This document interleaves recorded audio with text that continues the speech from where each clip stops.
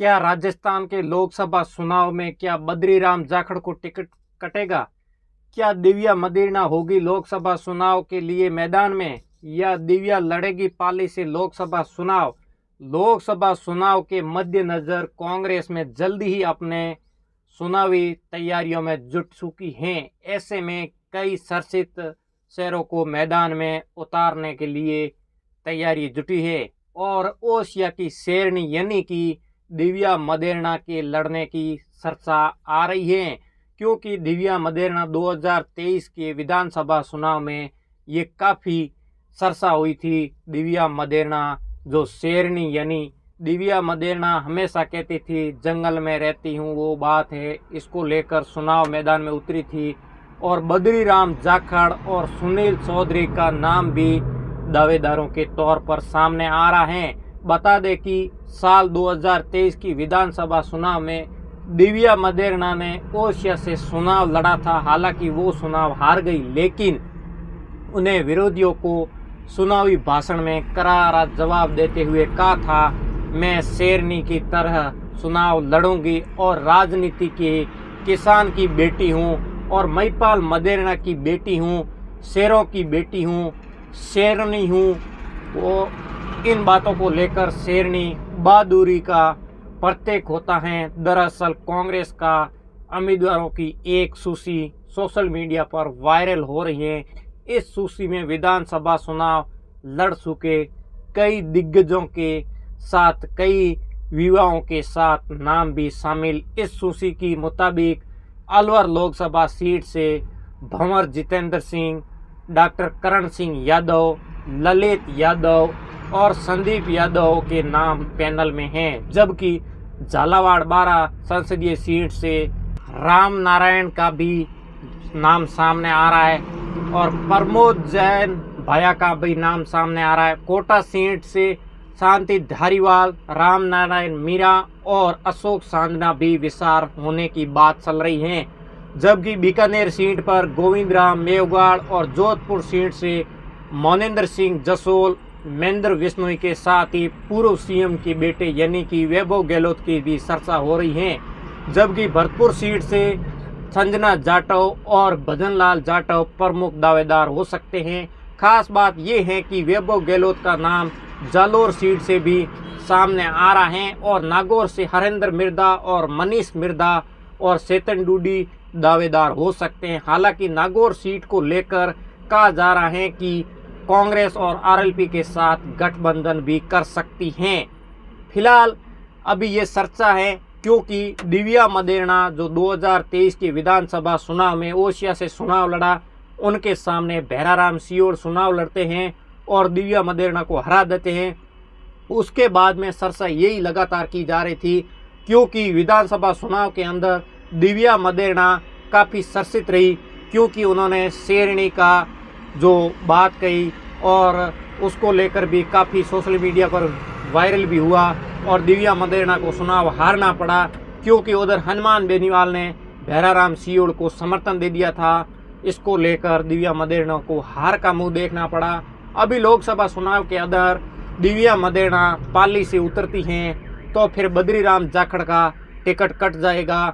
क्या दिव्या मदेरणा पाली से चुनाव लड़ेगी तो फिर बद्रीराम जाखड़ को कहां से चुनाव लड़ाया जाएगा, क्योंकि बद्रीराम जाखड़ भी चुनाव लड़ना चाह रहे हैं और इधर दिव्या मदेरणा भी यही चाह रही है, कैसे भी करें लोकसभा चुनाव लड़ना है।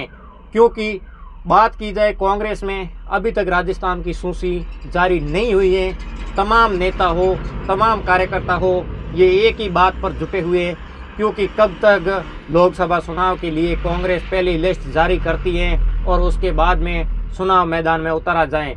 और बीजेपी ने पहली लिस्ट भी जारी कर दी है और उनके संसदीय क्षेत्र पर जिनकी टिकट मिली है वो भी चुनाव चर्चा में लग गए हैं, क्योंकि चुनाव जीतने के लिए अपनी अलग अलग देव दर्शन भी यात्रा कर रहे हैं। इसको लेकर बात की जाए तो अभी पाली हो या फिर जालोर से हो या नागौर से हो, क्योंकि नागौर से बताया ये भी जा रहा है हनुमान बेनीवाल की पार्टी, राष्ट्रीय लोकतांत्रिक पार्टी, इनका गठबंधन हो सकता है। अभी फिलहाल इन बातों को लेकर हनुमान बेनीवाल ने ऑफिशियल कोई बयान नहीं दिया है। न कोई कांग्रेस के नेता ने कोई बयान दिया है, क्योंकि सरसा बताई जा रही है आरएलपी से गठबंधन हो सकता है। अब मान लो आरएलपी से और कांग्रेस से गठबंधन होता है तो नागौर की सीट तो और बाड़मेर की सीट, और बताइए ये भी जा रहे हैं क्योंकि सुरू या सीकर की सीट हनुमान बेनीवाल मांग सकते हैं, क्योंकि इन सीटों पर सरसा हो सकती है। अब फिलहाल लोगों का यही सरसा है कि हनुमान बेनीवाल का गठबंधन होगा या नहीं होगा। इन बातों को लेकर अभी तक एक फेस फंसा हुआ है, क्योंकि कांग्रेस के बड़े बड़े नेता हैं, अशोक गहलोत हो, गोविंद सिंह डोटासरा हो, ये सारे हनुमान बेनीवाल से गठबंधन हो। सचिन पायलट गुट सा रहा है गठबंधन नहीं हो, और दिल्ली लेवल के नेता भी सारे हैं गठबंधन हो। पर फिलहाल क्योंकि 2000 जो बात की जाए 19 का लोकसभा चुनाव हो या फिर 2014 का चुनाव हो, कांग्रेस को राजस्थान से एक भी सीट नहीं मिली। 25 की 25 सीट जो भारतीय जनता पार्टी जीती हैं, और 2019 के अंदर एनडीए के साथ हनुमान बेनीवाल थे और हनुमान बेनीवाल ने नागौर की सीट जीती थी और उनकी सीट भी जीत ली थी। और हनुमान बेनीवाल ने काफ़ी जगह पर जो भारतीय जनता पार्टी का प्रसार भी किया। अभी हनुमान बेनीवाल हैं वो भारतीय जनता पार्टी से नाराज चल रहे हैं और कांग्रेस से गठबंधन करना चाह रहे हैं। और हनुमान बेनीवाल का कांग्रेस से गठबंधन करते हैं तो कांग्रेस कितनी सीट देती हैं और कितनी सीटों के पर उनका गठबंधन होता है। फिर हनुमान बेनीवाल लोकसभा चुनाव में उतरते हैं तो फिर कांग्रेस की कितनी सीट राजस्थान के अंदर आएगी वो तो वक्त ही बताएगा, क्योंकि भारतीय जनता पार्टी मिशन 400 का नारा लेके चल रही है।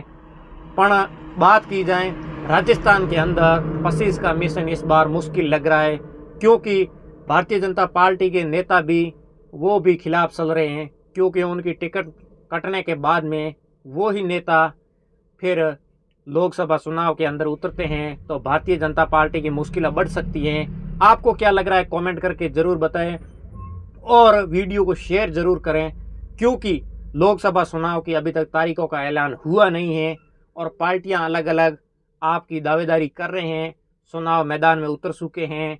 और अभी तक बात की जाए तो राजस्थान के अंदर भारतीय जनता पार्टी ने 15 नाम का ऐलान भी कर दिया था और दूसरी लिस्ट में लगी हुई है, और अभी तक कांग्रेस ने राजस्थान की पहली लिस्ट भी अभी तक जारी नहीं की है।